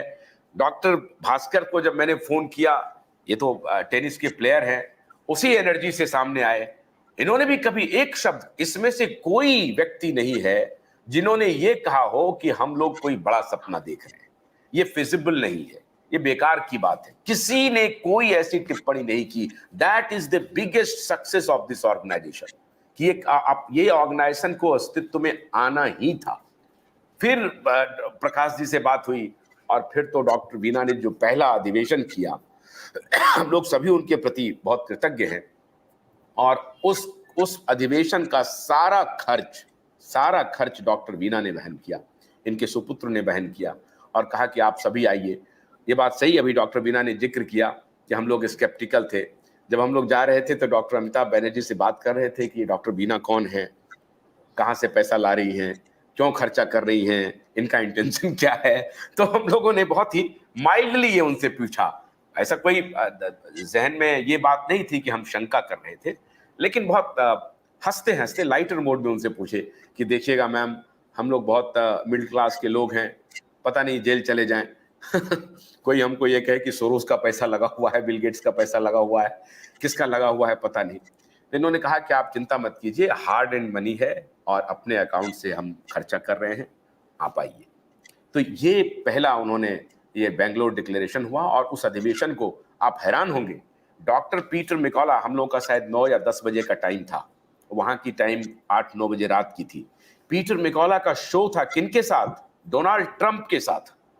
डोनाल्ड ट्रंप के साथ शो था। उसके पहले उन्होंने हमारे बेंगलोर अधिवेशन को, हालांकि वहां इंटरनेट उस वक्त बहुत हेफाजात था, सब लोग एक जगह से मिले थे, बहुत शेड्यूल्ड नहीं था सब कुछ, लेकिन फिर भी उन्होंने हमारे अधिवेशन को, बेंगलोर अधिवेशन को संबोधित किया छोटे शब्दों में। और उस संबोधन के बाद जब वो गए डोनाल्ड ट्रंप के साथ, उन्होंने स्टेज शेयर किया, उन्होंने इस बात का जिक्र किया कि इंडिया में एक ऑर्गेनाइजेशन बन रहा है और वहां सारे डॉक्टर्स, टेक्नोक्रेट, जर्नलिस्ट, लॉयर्स सब इकट्ठा हो रहे हैं। और उन्होंने प्रशांत भूषण जी का भी जिक्र किया उस भाषण में। बाद में प्रशांत जी ने शायद उनको ट्वीट भी किया था। तो इस प्रकार से ये यूएचओ बना। अब आ रहे हैं आपके सेंसरशिप की बात। देखिए साहब, आज भी भारत में सेंसरशिप है। अमेरिका में सेंसरशिप खत्म हो गया। अभी आपने देखा कि डॉक्टर जय भट्टाचार्य ने फ्रीडम ऑफ स्पीच का कई जगह पे उन्होंने मुकदमा जीता है, लेकिन अमेरिका में सेंसरशिप नहीं हो रहा है। इंग्लैंड में डॉक्टर कैंपबेल का लगातार कोविड के ऊपर, वैक्सीन के ऊपर सारे वीडियोस उनके आते हैं, उनको यूट्यूब सेंसर नहीं करता है। लेकिन फेसबुक ने और ट्विटर को तो हम लोग अभी हमारे टेक्नोक्रेट मित्र नहीं मानेंगे, लेकिन अभी भी देखिए कि अभी जो जिस प्रकार से वो ट्वीट कर रहे हैं, एलन मस्क, अभी 7 करोड़ या 8 करोड़ की उनकी व्यूअरशिप हुई है। जबरदस्त ट्रेंड किया है ट्विटर पे एलन मस्क का ट्वीट। तो एलन मस्क के ट्विटर लेने के बाद तो समझिए कि पेंडेरा बॉक्स खुल गया और सारे साइंटिस्ट रिस्टोर हो गए, सारे डॉक्टर्स रिस्टोर हो गए, जो कि ऑल्टरनेटिव व्यू रख रहे थे, स्ट्रॉन्ग एविडेंस दे रहे थे, उनको एलन मस्क ने एक बहुत अच्छा स्पेस दिया, तो वहां से तो वो खुल गया। आपको भारत एक ऐसा निर्लज्ज देश है, एक ऐसा पतित देश हो गया है, जिसकी सरकार इतनी पतित है, जिसका अपोजिशन इतना पतित है कि आज भी ये WHO को माई बाप समझता है। आज भी ये टेड्रोस को बुला करके ये रेड कारपेट पे घुमा के लाया, वो पता नहीं उसको लंगड़ा आदमी, वो रेड कारपेट पे चलता हुआ आया और उसको कहा कि देखिए टेड्रोस जो है सो, और लॉन्ग कोविड का उनको जब बोल रहा था कि लॉन्ग कोविड तुलसी बोला, तुलसी, ये तुलसी के बोला, बारे में घोषणा हो रही थी, और मलेरिया पर उन्होंने कमाल का काम किया है। मतलब भारत सरकार का G20 में जो लोग उनका अनाउंसमेंट कर रहे थे, उनको ये जानकारी नहीं है कि टेड्रोस का बैकग्राउंड क्या है। Tedros is a doctor, medical doctor, और ए फर्जी डॉक्टर, और ए पॉलिटिकल डॉक्टर। वो एक पॉलिटिशियन है, और उसकी जो उनका जो प्रस्तावना चल रहा था, उनके बारे में जो इंट्रोडक्शन दिया जा रहा था, तो उसमें कहा जा रहा था कि टेड्रोस जी आप आ रहे हैं और ये मलेरिया पर इन्होंने कमाल का काम किया है। अब बताइए, अब ये बेशर्मी की इंतहा है, अब ये कौन समझाइए G20 वाले को। तो अभी क्या है कि मीडियोक्रिटी का दौर है, और जितने ये बहुत कम अयोग्य लोग जो हैं वो टॉप पर पहुंच गए हैं। ये it is very evident in all institution कि अयोग्य टॉप पर पहुंचे हुए हैं, तो योग्य लोग कतार में खड़े हो गए हैं। तो आज भी हमारे यहाँ डिजिटल सेंसरशिप है, लेकिन उस सेंसरशिप के दौर में प्रकाश पोहरे नाम का एक शख्स महाराष्ट्र में 900 किलोमीटर की साइकिल यात्रा कर रहा था, जो स्वयं एक जर्नलिस्ट है, और देशोन्नति अखबार में सबसे बगावत करके वहां मोर्चा संभाले हुए थे।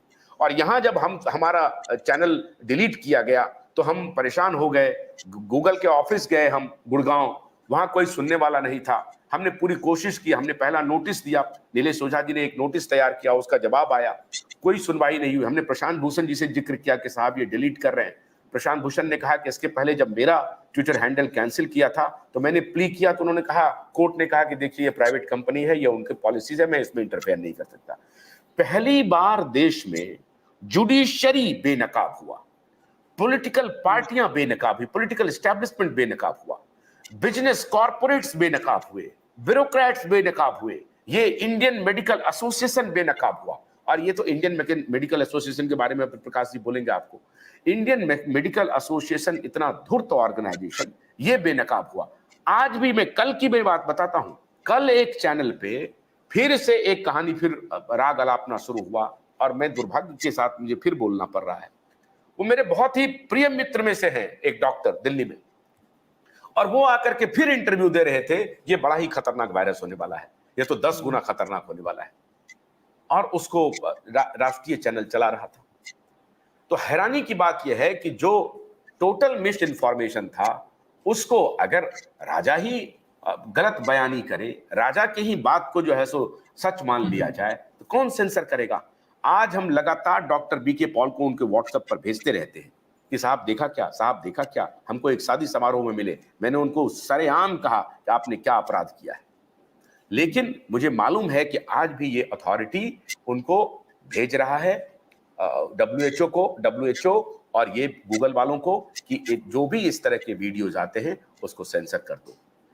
और भारत में जितने थर्ड वर्ल्ड कंट्रीज में ये जितने YouTube अपना अलग कानून बनाता है, अमेरिका में उनका अलग कानून है, वहां पर सुनील डांग का वीडियो कोई डिलीट नहीं हो रहा है, अमेरिका में डॉक्टर कैम्पबेल का वीडियो डिलीट नहीं हो रहा है। तो ये सेंसरशिप का जो थर्ड वर्ल्ड के साथ जो विकसित देशों का रवैया है, या जो बिग कॉर्पोरेट्स हैं, जो डीप स्टेट है, उसका जो रवैया है वो बेहद खतरनाक है। और ये सब एक्सपोज हो गया। ये अच्छा हुआ, मैं तो कहता हूं अच्छा हुआ, कुछ परिजनों को खोया, कुछ जान पहचान वालों को खोया, कुछ लाख लोगों को हमने गंवाया जरूर, लेकिन ये अच्छा हुआ कि हम लोगों की आंखें खुल गई। और आज यूनिवर्सल हेल्थ ऑर्गेनाइजेशन ने जो स्टैंड लिया है वो अपना काम बड़ी मजबूती से कर रहा है। और आने वाले दिनों में हम अपने दर्शकों को ये भरोसा देते हैं कि आने वाले दिनों में हमारा मेंबरशिप ड्राइव भी आगे बढ़ेगा, और इसको आगे बढ़ा करके हम लोग जो है WHO को अंतरराष्ट्रीय स्तर की पहचान दिलाएंगे।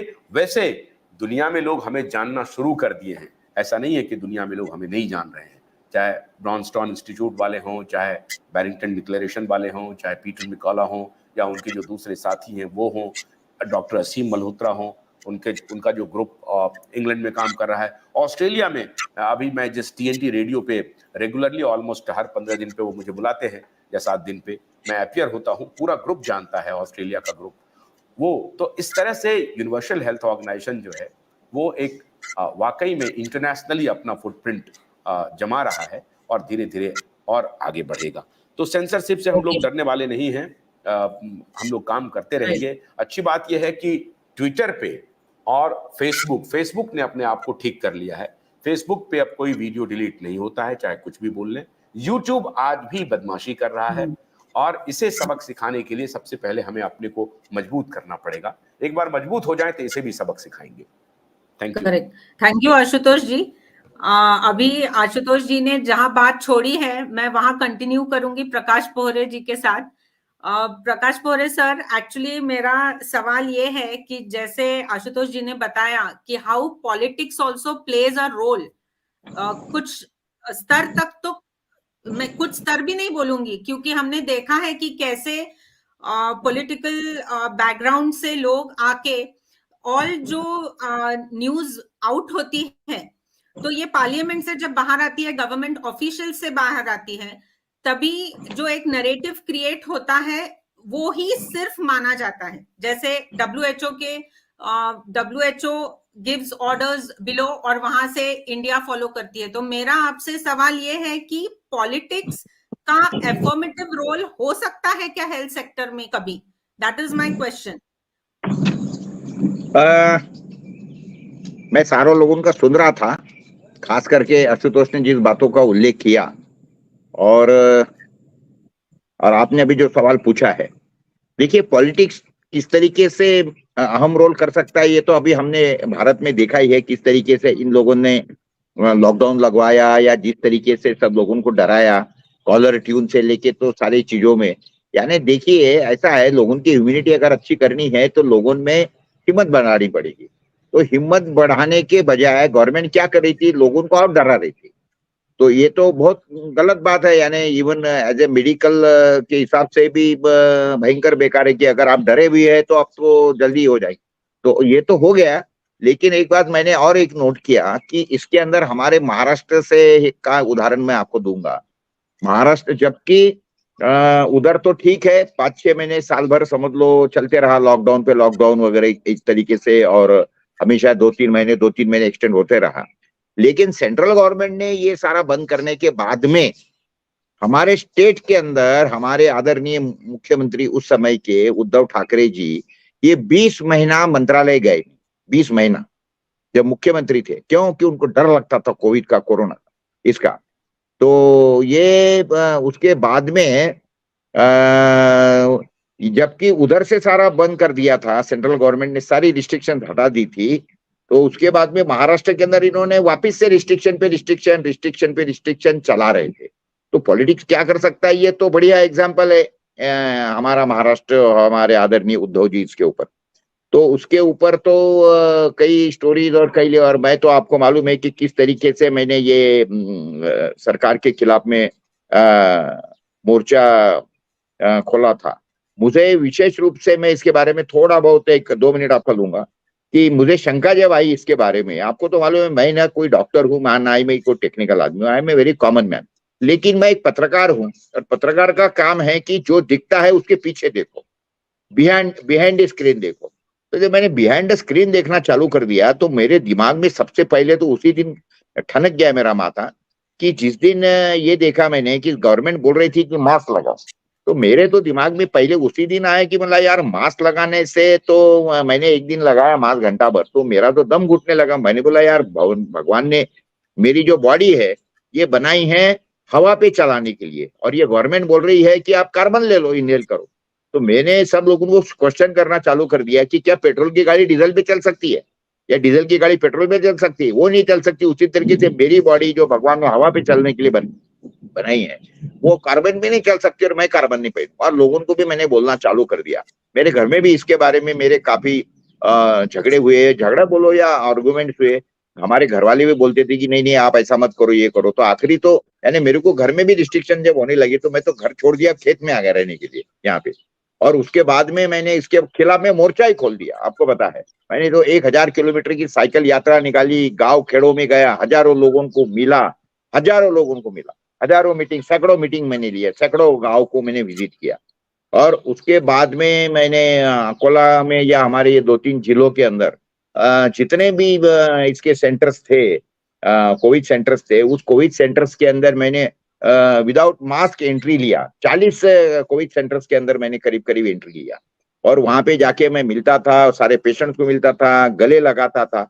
मेरा उद्देश्य यही था कि लोगों के दिमाग से डर निकले कि एक 70 साल का बूढ़ा आदमी विदाउट मास्क को मिल रहा है, सबको बोल रहा है। और मैंने तो कई जगह पे ये भी काम किया कि 2-3 जगह पे ये वो कोई पेशेंट मरे पड़े हुए थे, तो उनकी मार हो रही थी, मुझे एक बार तो मेरे बेटे का चेहरा बता दो वगैरह, तो मैं खुद गया वहां पे, पुलिस था, वो थे बाजू में थी, मैंने उसका चेहरा निकाला, उसका पूरा मास्क निकाला। मैंने सिंपल बताया, मैंने बोला ये अगर सांस से फैलता है, इसकी सांस रुक गई है, कुछ होने वाला नहीं है, मिलिए आप इसको, देखिए आप इसका चेहरा देखिए।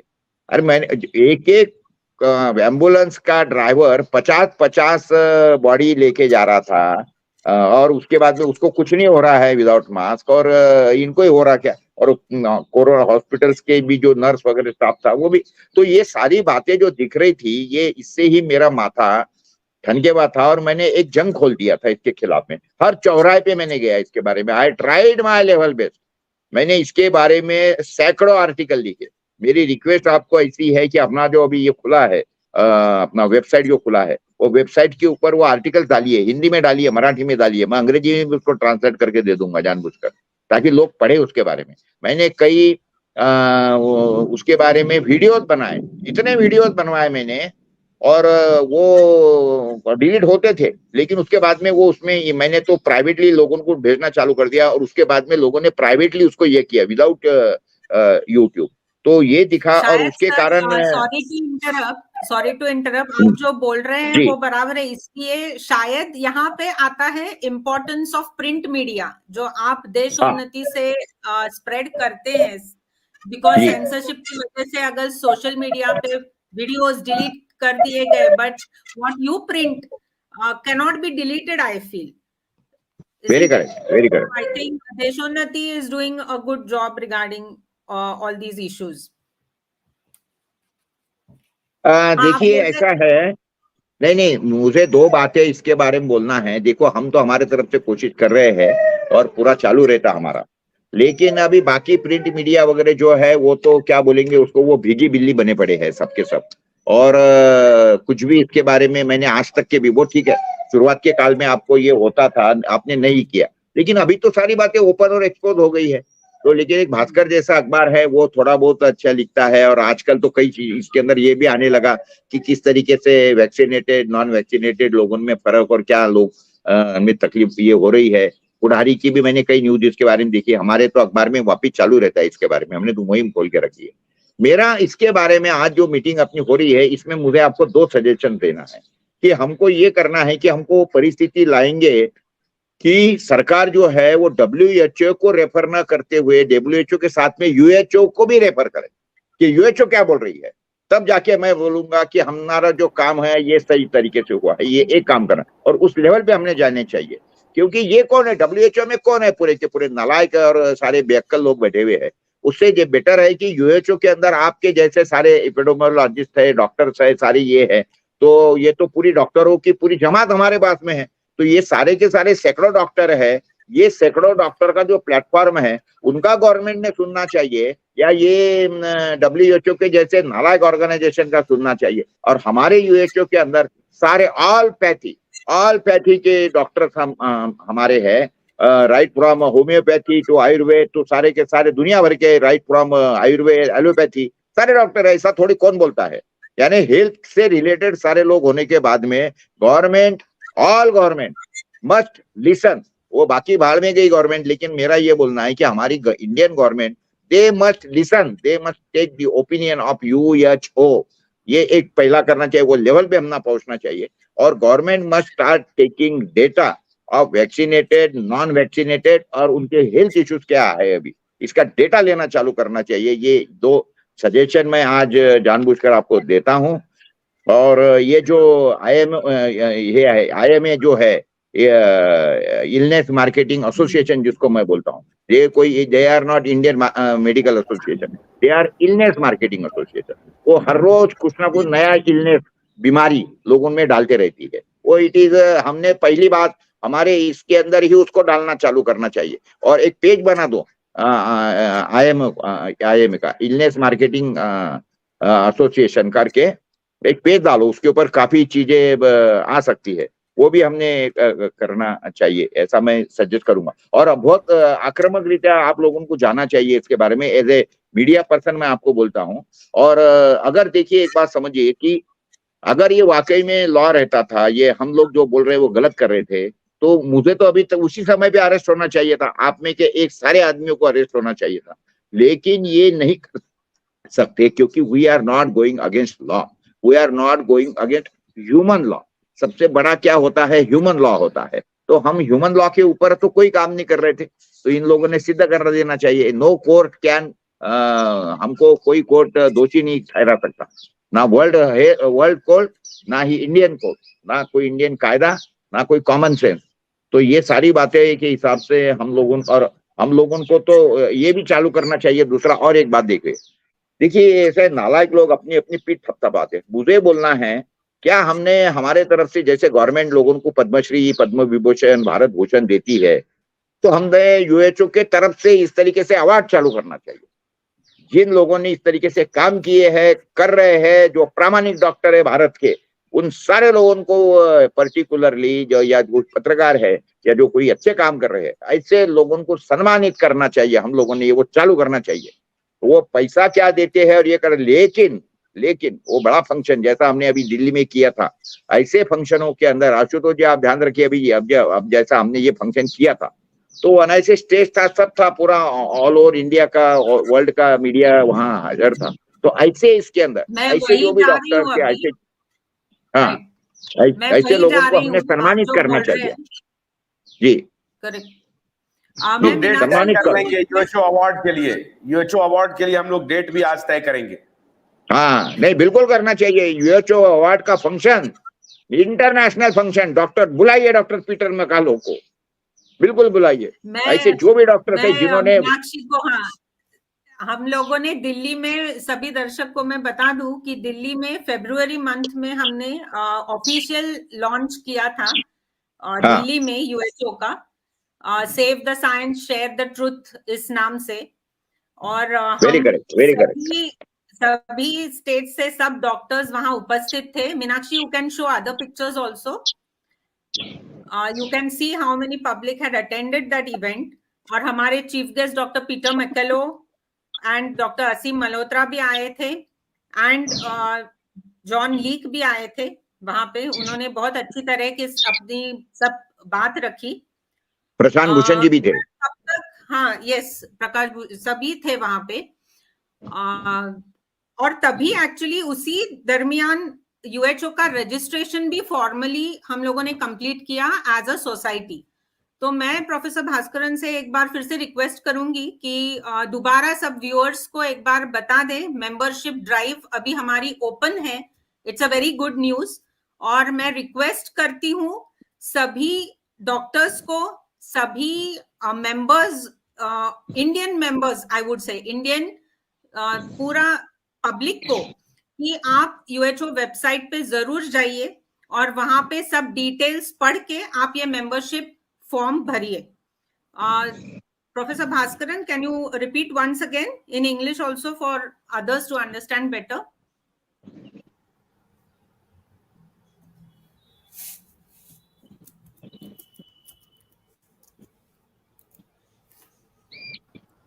The membership form. This is the form. It is there on our website, uho.org.in. If you go there, you can find the link to this form for endorsement as well as for registration. You can fill in your details like name, email address. If you want to register as a UHO member, we need some more details like mobile number, your profession, address, and so on. So please fill this form, and those who indicate that they want to become a UHO member, we will get back to them given your contact. हाँ, तो ये सदस्यता अभियान अभी खुला है यूएचओ की तरफ से और हमें आशा है कि हमें बहुत सी मेंबरशिप बनेगी क्योंकि UHO wants to expand, it wants to grow in health sector. तो मैं आई थिंक किसी और को किसी के चीज के yes doctor Maya, you want to speak something? Yes.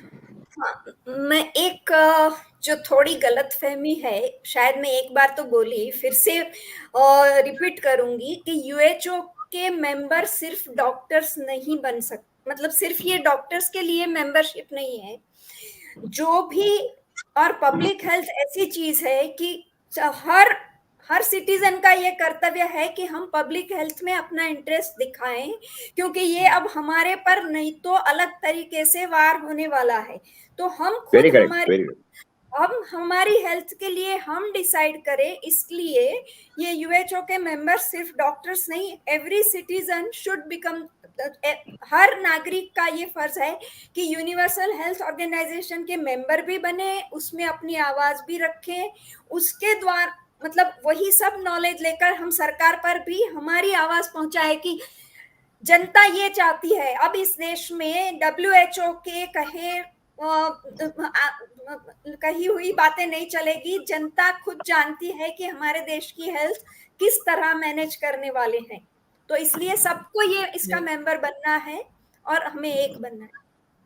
और ये न्यूज आप ज्यादा से ज्यादा शेयर कीजिए, जो भी लोग आज हमें लाइव देख रहे हैं, because sharing this news is more important. We want to spread the word everywhere. अभी ऑलरेडी 4:30 हुए हैं, so I think we have covered all the points. और मुझे उम्मीद है कि सभी व्यूअर्स को अभी यूएचओ के बारे में बहुत अच्छे से जानकारी आज मिली है और हमने मेंबरशिप ड्राइव के ऊपर भी आपसे बातचीत की, कैसा फॉर्म भरना है। तो जरूर आगे जाके ये काम कीजिए आज ही। So I think we will end this session here. So first before that yes Pohare sir, you want to से?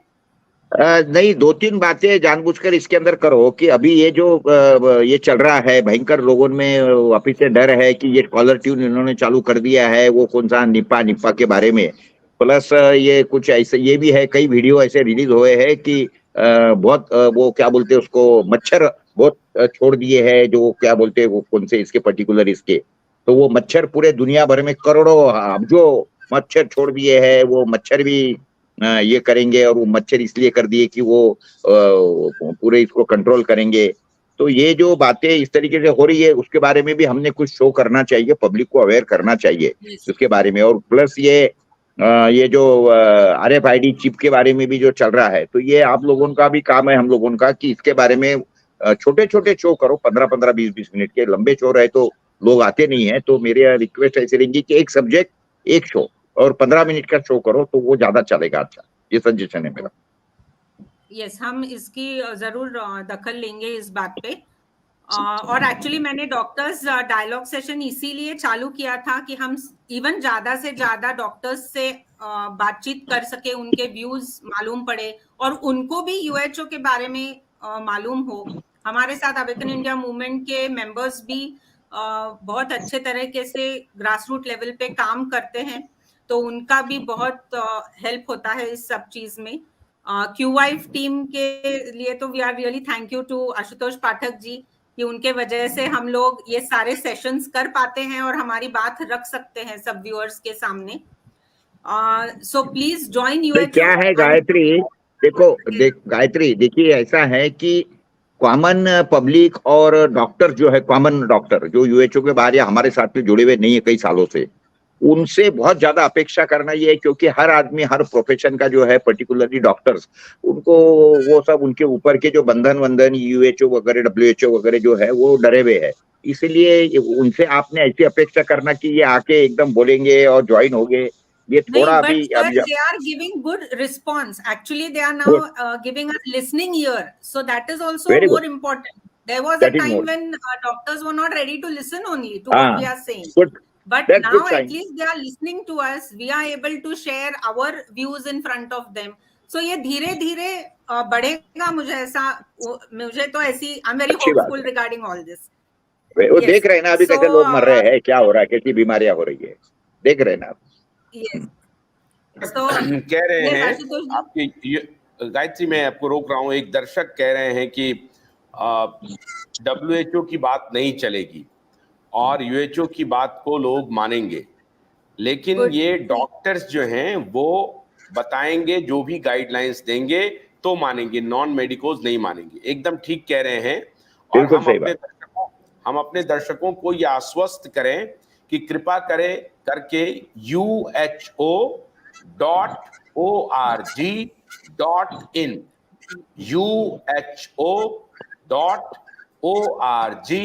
uho.org.in इस पर आप जाएं।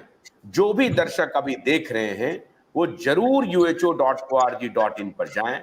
वहां आपको अब तक हमने क्या किया है, हम कैसे आगे बढ़ रहे हैं, कैसे हमारे मेडिकल साइंटिस्ट, मेडिकल डॉक्टर्स या जो भी इस संबंध में जो साइंटिफिक एनालिसिस है पूरे डेटा के साथ, फैक्ट्स एंड फिगर्स के साथ सब कुछ उपलब्ध है। आप जरूर uho.org.in पर कोशिश करिए कि सप्ताह में एक बार तो जरूर जाए। अभी हम लोग साप्ताहिक न्यूज़लेटर पब्लिश कर रहे हैं, उसे तो आप जरूर पढ़ें, आपको सारी जानकारी मिल जाएगी।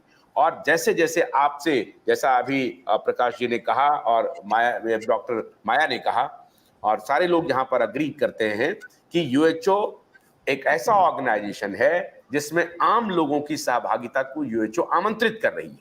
इसलिए आप सभी हमारे सदस्य बन सकते हैं।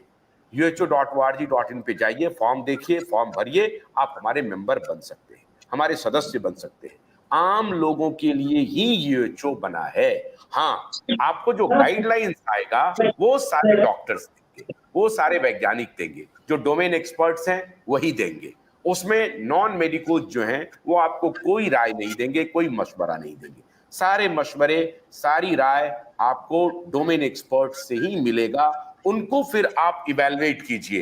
ये जो लोग चला रहे हैं मेन स्ट्रीम मीडिया में, जो डॉक्टर बैठ जाते हैं जिनको आप देखते हैं, उनको मिलाइए और फिर इनको मिलाइए और फिर इन दोनों पर आप अपने क्रिटिकल थिंकिंग को थोड़ा खोलिए, अपने दिमाग को खोलिए, मस्तिष्क को खोलिए, फिर इवैल्यूएट कीजिए कि क्या करना चाहिए और फिर करने के बाद आप स्वतंत्र हैं, आपको जो मर्जी आता है वो करिए। तो यूएचओ का सिर्फ इतना ही काम है कि आपको आपके सामने में कुछ फैक्ट्स रखेगा, ये आप पर निर्भर करता है कि आप उस फैक्ट को कैसे रिसीव करते हैं।